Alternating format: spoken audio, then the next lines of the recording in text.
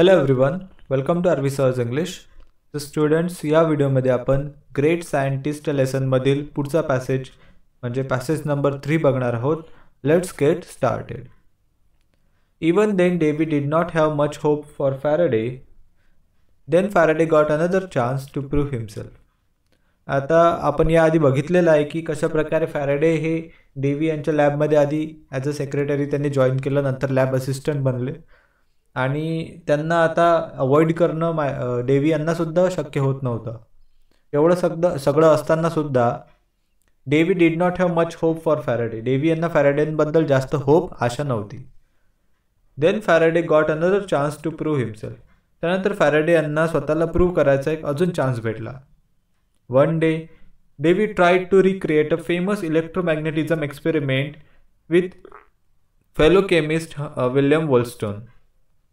एक दिवस डेव्ही आपले फेलो केमिस्ट विल्यम वोल्स्टोन यांच्यासोबत एक फेमस इलेक्ट्रोमॅग्नेटिझम एक्सपेरिमेंट रिक्रिएट करायचा प्रयत्न करत होते. Exploring why when an electric current is applied to a wire it causes that wire to behave like a magnet. ते एक्सप्लोअर करत होते की का बरं जेव्हा आपण एखाद्या वायरमधून इलेक्ट्रिक करंट अप्लाय करतो तेव्हा ती वायर एखाद्या मॅग्नेटसारखं, एखाद्या लोहचुंबकासारखं काम करते. Obviously the forces were connected. आता नक्कीच ते जे फोर्सेस आहेत ते एकमेकांना कनेक्टेड होते. But nobody had figured out how to make it happen continuously.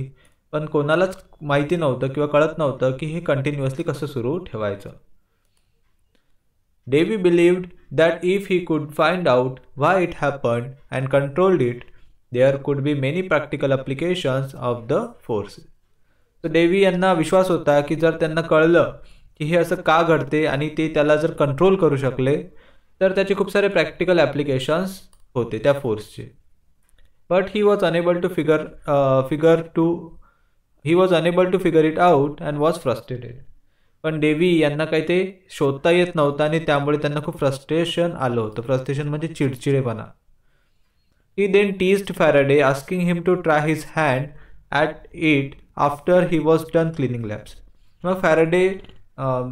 मग त्यानंतर हम्फ्री डेव्ही फॅराडे यांना टीज करत म्हणजे असं हिणवत म्हणाले की तूच का नाही ट्राय करून बघत. जेव्हा फॅराडे हे आपले लॅब क्लीन करायचं काम करत होते तेव्हा ते फॅराडे यांना म्हणाले की तू प्रयत्न करून का नाही बघत, कारण त्यांना वाटायचं की फॅराडे काही करू शकणार नाहीत.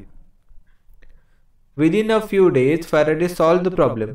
पण काहीच दिवसाच्या आत फॅराडे यांनी तो प्रॉब्लेम सॉल्व सुद्धा केला.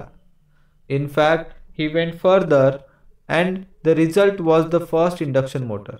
आणि इनफॅक्ट ते पुढे पण गेले. त्यांनी पहिली इंडक्शन मोटर बनवली which converted electrical current into continuous mechanical motion, जी इलेक्ट्रिक करंटचं रूपांतर कंटिन्युअस मेकॅनिकल मोशनमध्ये करत होती.